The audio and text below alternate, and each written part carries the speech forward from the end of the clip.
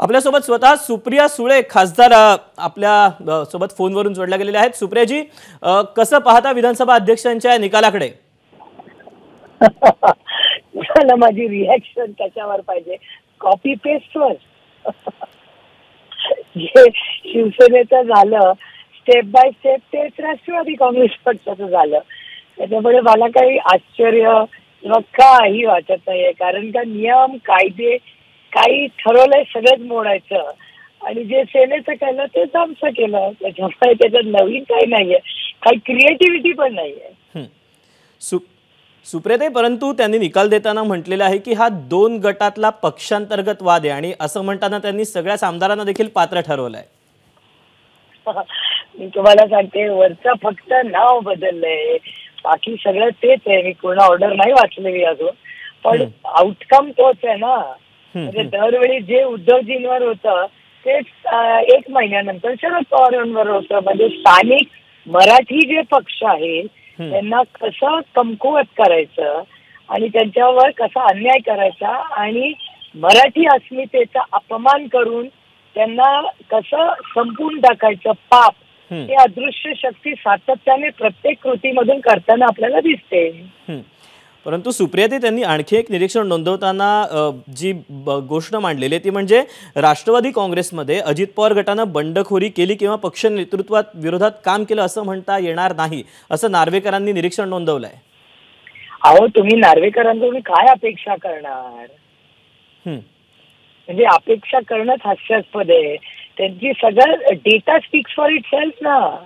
तुम्ही डेटा बघा ना, त्या डेटावरनं कळते आपल्याला काय चाललंय। त्याच्यामुळे त्याला नवीन काय किंवा नवल काय, मला काही वेगळा ऑर्डर अपेक्षित पण नव्हती। पण आपण बाबडे आणि बाळबोध नाही होतो। त्यांनी आता सगळे नियम कायदे संविधान हे सोडून, नियम कायदे सोडूनच काम चाललंय ना सगळं।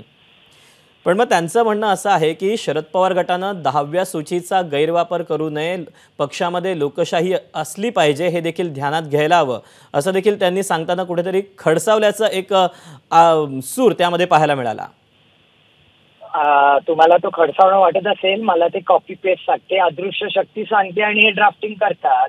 त्याच्यात काही क्रिएटिव्हिटी नाहीच आहे। एक ते दुर्दैव आहे की महाराष्ट्रामध्ये स्पीकर्स ऑफिसचा फार मोठा मान सन्मान होता, पण ते आता कॉपी पेस्ट करायला लागले, त्याच्यामुळे हे अतिशय दुर्दैवी आहे। आणि दुसरं, आजचाच जर तुम्ही ट्विटर बघत असाल तर श्री सुब्रमण्यमांनी एक पत्र लिहिलं आहे नड्डाजींना। ते आपण पाहिलंय का किंवा आपल्या चॅनलनी पाहिलंय का? नाही। त्याचा जरूर आपण वाचन करावं, आपल्या चीफ एडिटरांना सांगा किंवा आपणही बघू शकता। ते पब्लिक डोमेन मध्ये पत्र आहे की भारतीय जनता पक्ष कसा चालतो, त्याच्यात कशी इलेक्शन झालेली नाही वगैरे वगैरे वगैरे, त्या सगळ्याबद्दल तुम्ही जरा माहिती काढा। एक पत्र लिहिलेलं आहे नड्डाजींना। त्याच्यामुळे खरंच कुठल्या पक्षात लोकशाही आणि इलेक्शन होतं आणि कुठल्या पक्षात दडपशाही आहे हे तुम्हाला कळेल। पण आता सुप्रियाताई, तुमची पुढची पावलं नेमकी काय असणार आहेत? आम्ही कोर्टात जाणार, आम्ही ऑलरेडी सुप्रीम कोर्टात गेलेलोच आहोत। त्याच्यामुळे म्हणजे उद्धवजी, आणि मी तुम्हाला पुन्हा सांगते की शिवसेना आणि राष्ट्रवादी काँग्रेस पक्ष ही स्थानिक पक्ष महाराष्ट्राच्या मोठे पक्ष आहेत। त्यांनी देशाची सेवा गेले 5 ते 6 दशकं केली आहे। त्यांना भारतीय जनता पक्षाला कुठलाही नेता मोठा होताना सहन होत नाही। त्याच्यामुळे काश्मीर टू कन्याकुमारी जे जे नेते त्यांच्या पक्षातले असू दे किंवा बाहेरचे असू दे, ते त्यांना सहनच होत नाही अदृश्य शक्तीला।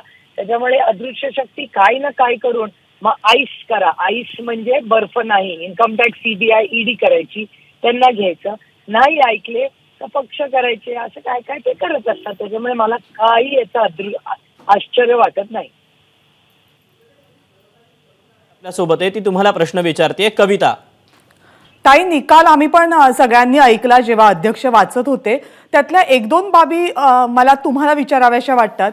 पक्षाची घटना आणि पक्षाची नेतृत्व रचना आणि पक्षाचं विधिमंडळातलं संख्याबळ हे 3 निकष आम्ही निकालात ग्राह्य धरतो जर पक्ष कुणाचाही ठरवायचा असेल तर, आणि पहिले 2 रद्दबातल ठरवले आणि मग तिसरा जो निकष होता की विधिमंडळातलं संख्याबळ किती आहे पक्षाचं त्यावरून अजित पवार यांचा हा पक्ष आहे आणि मग त्याच्यानंतर पुढचा निर्णय त्यांनी दिला.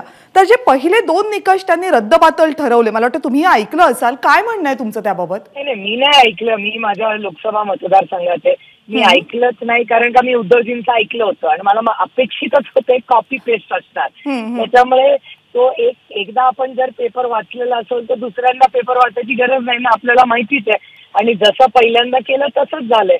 आणि मला आनंद वाटतोय की तुम्ही एवढं बॅलन्स बघताय की तुम्हालाही जाणवतंय की पहिला आणि दुसरा हा त्यांनी म्हणजे पहिलं कॉन्स्टिट्यूशन म्हणजे आमच्या पक्षाचं जे संविधान आहे त्याच्याकडे दुर्लक्ष केलंय. आणि अगदी कॉमन सेन्स हा रॉकेट सायन्सच नाहीये की साधारणपणे या देशामध्ये स्वातंत्र्यानंतर ज्या ज्या नेत्यांनी स्वतः पक्ष स्थापन केला तो आज त्या पक्षाचा अध्यक्ष आहे, त्याच्याकडून पक्ष ओरबाडून घ्यायचा पाप आणि नवीन पद्धत ही या अदृश्य शक्तीने सुरू केलेली आहे. दुर्दैव आहे. ताई, खूप खूप धन्यवाद. तुम्ही एबीपी माझाशी संवाद साधलात आणि सविस्तरपणे तुमची प्रतिक्रिया व्यक्त केलीत या निकालाबाबतची, त्याबद्दल. एबीपी माझा, उघडा डोळे बघा नीट.